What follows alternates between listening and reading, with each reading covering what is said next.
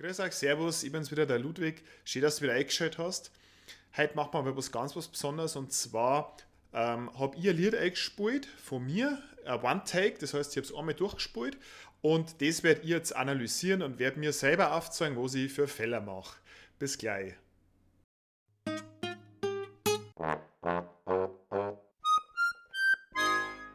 Kinemuse. Ihr seht im Hintergrund schon mein Stickel, das ich aufgenommen habe. Über dem Breibichel habe ich gespielt, eins meiner Lieblingsstickel. Ich habe es in einem One-Take aufgenommen. Das heißt, ich habe es nicht geschnitten, ich habe das einfach genommen, habe es einmal durchgespult. Der eine oder andere Fehler ist natürlich dabei, aber den werden wir jetzt besprechen. Ich werde mir Notizen machen dazu. Vielleicht ist das eine kleine Hilfe für euch auch, wie man das macht, dass man sich selber aufnimmt, selber anschaut. Das tut teilweise weh, weil es echt Fehler dabei sind, die man nicht gern hört. Ja? Aber das macht uns besser. Und ich versuche jetzt quasi anhand dieser Aufnahme mir meine Fälle rauszunehmen, die schreibe ich mir auf und dann möchte ich danach die Fälle explizit üben. Für das Ganze habe ich ein Headset, ja, brauche ich ein Headset, damit der Ton, der im Video kommt, auf euch nicht überspult wird und sich das nicht doppelt anhört. Deswegen schaut es jetzt so aus und ihr seht es mir über die kleine Kamera links unten. Fangen wir an. So, ihr seht es mir jetzt über die Kamera. Ich hoffe, ihr hört es mir auch. Und gleichzeitig seht ihr natürlich mein Stickel, das ich gespielt habe, über den Breibichel. Ich hoffe, man sieht alles und ich hoffe, dass der eine oder andere Fehler rauskommt, den ich gespielt habe. Ich werde das Liedl immer wieder mal anhalten und ein bisschen auf die einzelnen Sachen eingehen. Werde immer ein bisschen mir das merken, was ich so mache und sollte eine kleine Anleitung sein für euch, wie ihr das vielleicht auch kennt, dass ihr wirklich ein Spiel verbessert und ich möchte euch ein bisschen motivieren, dass ihr euch selber aufnehmt und das ein bisschen raushört. Fangen wir an.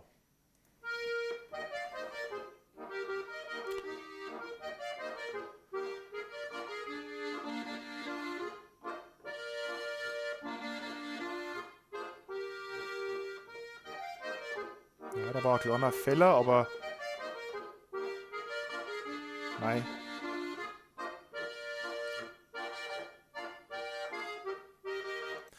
Was mir jetzt da aufgefallen ist bei mir zum Beispiel, abgesehen jetzt einmal von der Lautstärke und der Dynamik, die relativ gleich war, ähm, der eine kleine Fehler, muss ich sagen, den tue ich jetzt einmal nicht ins Gewicht legen, weil ich mich eigentlich relativ sicher im ersten Teil beim Breibichel gefühlt habe. Was ich allerdings auffällt, wenn ich ein bisschen zurückspule, dass, könnt ihr jetzt mal schauen, dass der Daumen da nicht immer am Griffbrett ist. Ja? Weil weg ist er, weg, weg, so, wieder weg.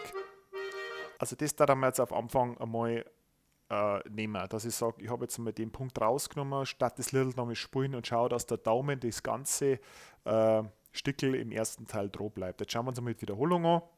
Also ich kann natürlich jetzt nicht auf alle Sachen eingehen, ihr seht vielleicht noch mehr Sachen, das mag schon sein, aber ich nehme da immer ein, zwei Sachen aus. Also erster Teil, da jetzt mal sagen, der Daumen geht immer wieder weg, das ist jetzt die Wiederholung.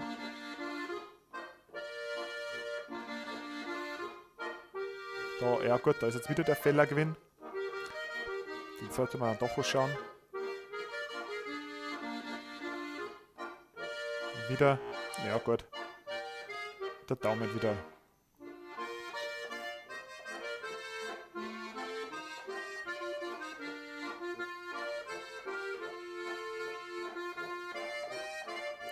Ah gut, das ist natürlich meine Schwachstelle, die ich immer wieder habe bei dem Stickel, das mit die Kleinen dann mit Finger 4 und 5 hinten, dass ich da, dass ich da die Töne einfach falsch spiele. Das darf man jetzt einfach auch nochmal rausziehen dann in der Übung. Da ist eine falsche Melodie. Das ist natürlich falsch. Ja. Also wenn man das Original spielen sollte, es hört sich jetzt nicht wild an. Das Schöne bei der Musik ist natürlich, das ist nicht wie beim Gemälde, das was ich mache und immer sehe und immer den Fehler sehe, sondern das verfliegt halt und ist halt weg. Das finde ich immer das Angenehme bei der Sache. Aber das da dann jetzt auch aussetzen, also der Finger generell drauf bleiben und vielleicht, dass ich diesen Teil noch mal spiele.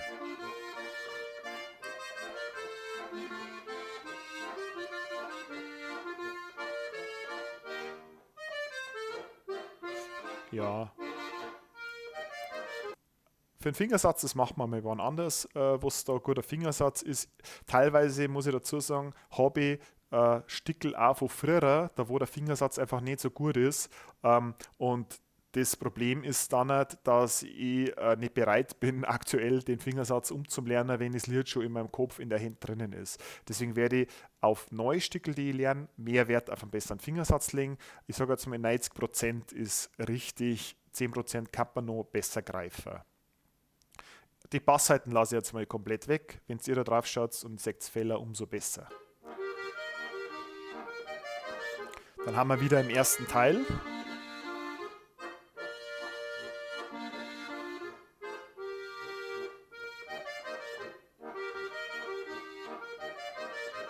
Da ist eine kleine Variation drin. Der spielt den Ton doppelt. Jetzt kommt er. Ist jetzt in dem Fall keine schwere Variation, weil 4-5 und 2-3 schon gut liegen, kann ich die ganze Zeit spielen. Ist ein bisschen eine Übungssache, wenn man das noch nicht so kann. Für mich auch, dass deswegen ein guter Hinweis oder Tipp, schaut wirklich, dass nicht viel springen müsst. Ja. Schaut auf einen sauberen Fingersatz. Hat mir extrem viel gebracht. Ja, die Sache mit dem Daumen zieht sie durch. Genau, ihr seht da, die 4. Stufe gibt es natürlich jetzt den Unterschied, welches Basssystem spielt ihr. Ja. Schaburak hat die alle auf Zug, das geht auf Mittelbauer nicht, weil die haben den Moll-Aufzug in der inneren Reihe, das ist die innere Reihe hier. Ich spiele jetzt so, dass ich den und dann habe ich es ein bisschen umgebaut, ich habe ein anderes System und den da unten spielen muss mit dem kleinen Finger. Das ist eine Gewohnheitssache, aber mal auf 3 Monate umgelernt. Ich habe quasi ein System, bei mir ist, jetzt muss ich noch überlegen, ich habe quasi Michelbauer-System drin, bis auf einen Bass, der ist auf Moll auf Druck. Das habe ich mir so gebaut, dass ich halt meine ganzen Lieder spielen kann. Das ist jetzt ein spezielles Basssystem von mir. Das kommt vielleicht bei irgendeinem, wenn er länger spielt, von sich aus. Sonst da ich dazu raten, bleibt es beim Schabernack oder beim Michelbauer, weil das am Anfang viel hilft. Bitte nur sagen, falls euch wundert, dass da der kleine Finger viel drinnen ist, auf Zug, 4. Stufe, GI, von der dritten Reihe, GI in die innere eine und spiele mit dem kleinen Finger den Bass.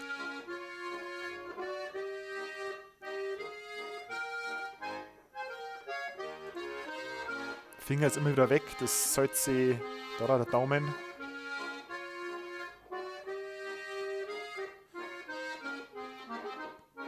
Die Pärchen in die Sechsten, seht ihr immer, ich tue immer 2-4-5, 2-4-3-5.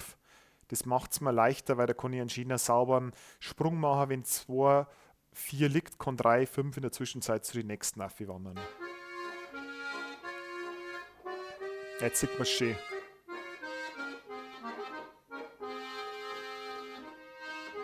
Spielen wir es nochmal unten in die Sechsten. Da haben wir verspult. Ja.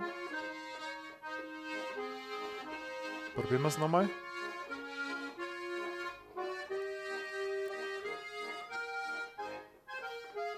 Finger immer wieder weg. Habe ich natürlich jetzt nochmal probiert und das Lied ist in dem Fall wegen abgebrochen. Ist natürlich jetzt eine Stelle, die ich trainieren muss, klar. Das Trio hinten drin.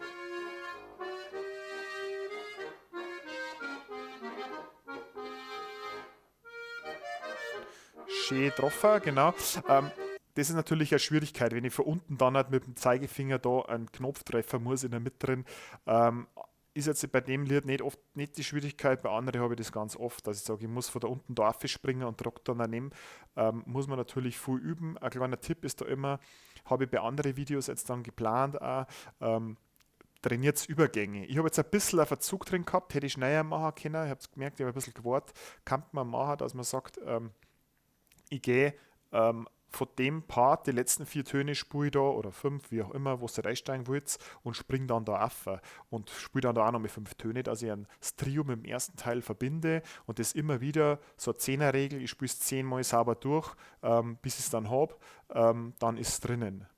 Genau, der Effekt von so einem Training zeigt sich dann meistens erst, finde ich persönlich, 2, 3 Tage später, wenn ich das Lied wieder mal spiele, das muss ich erst im Kopf setzen. Also wir erst, habt ihr vielleicht die Erfahrung schon mal gemacht, ihr spielt Lieder, ihr trainiert gewisse Teile von den Lieder und plötzlich wird es erst besser und dann baut es wieder extrem ab. Ja? Dann probiere es noch 2, 3 Mal, spiele es noch mal langsam durch, obwohl es dann auch nicht mehr geht, und dann warte ich und auf einmal setzt sich das Ganze. Ja? Also nichts verzagen geht mir genauso.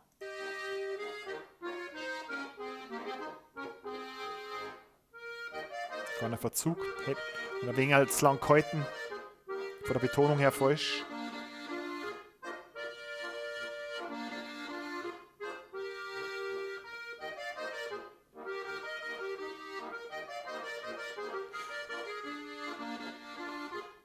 Genau, also der erste Teil liegt mir eigentlich relativ gut für mich. Da habe ich nicht so die Bauchschmerzen.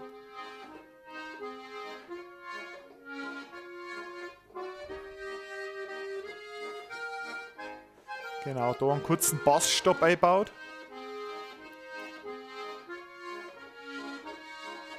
Schon wieder nochmal umgerettet.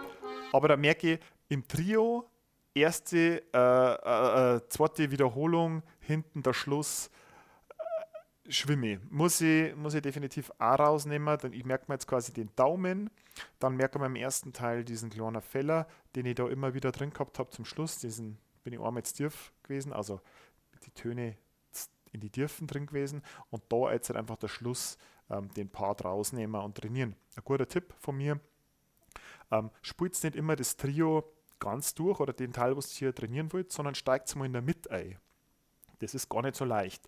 Aber das trainiert euch einmal, wenn es euch einmal raushaut. Kleine Anekdote dazu: Mir hat es im Hofbräuhaus einmal, habe ich schon, glaube ich, angesprochen, einmal rausgehauen und ich habe das ganze Liedl nimmer geschafft. Zum Anfang, ich bin nicht mehr reingekommen, wir haben einfach aufhören müssen. Und das ist halt extrem peinlich. Ja. Ist noch gar nicht lang her, 2 Jahre vielleicht, 1,5, ich weiß gar nicht mehr. Aber ist mir in Erinnerung geblieben. Passiert weniger, wenn ihr die Lieder, findet ihr einfach mal, wenn ihr Parts rausnehmt, 4, 5 Töne, in der Mitte anfangt. Das ein bisschen euch da ohne arbeiten, dann hat es stärker, beständiger im Durchspielen. Auch mit Fehler. Jetzt spiele ich quasi nicht in der tiefen Lage in die Terzen, sondern ich spiele es jetzt in der, man kann sagen, mittleren Lage, unten war es in die Sechsten, jetzt spiele ich es in der mittleren oder in der 1 höheren Lage mit den Terzen. Das heißt, Terzen haben immer 2 Knöpfe auseinander, kann man so sagen. Also 2 Knöpfe sind 3 Töne. Sagen wir mal, das ist jetzt ein C, als zur Einfachheit C, D, E. Also sind so 3 Töne. Also Terz ist meistens dann da drinnen. Genau. Und deswegen heißt es, ich spiele es in die Terzen.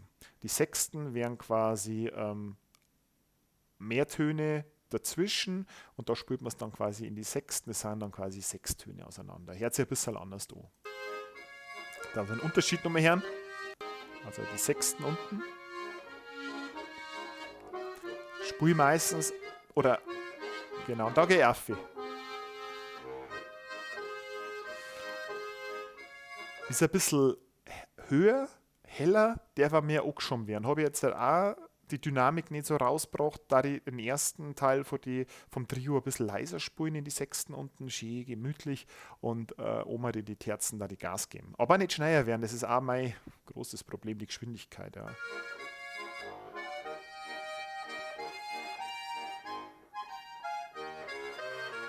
Jawohl.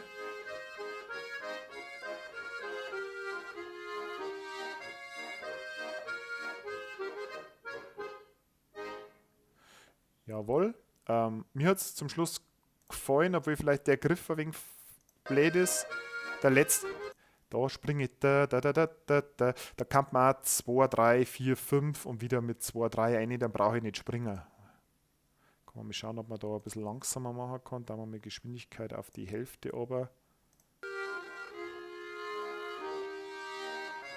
Jetzt springe ich da. Genau, hast du gesehen? Da kann die 2, 3, 4, 5, 2, 3 bleiben. Brauche ich nicht springen und war vielleicht ein wenig besser. Genau.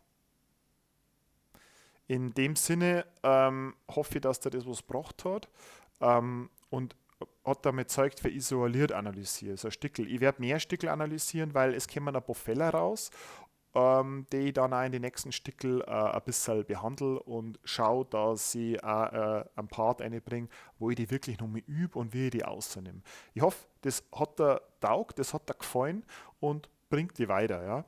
Ja? Und ist natürlich jetzt weniger das Lied oder das Stickel als Genuss, sondern eher als Analyse.